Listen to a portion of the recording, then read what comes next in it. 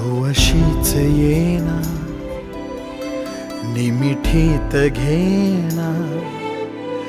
जग धुंद धुंद नको पाश बंध कुठलाच आता देहातात हात जरी दूर वाट भीती नाही आज तुझी संग साथ असताना आकाशी चंद्र चांदण्या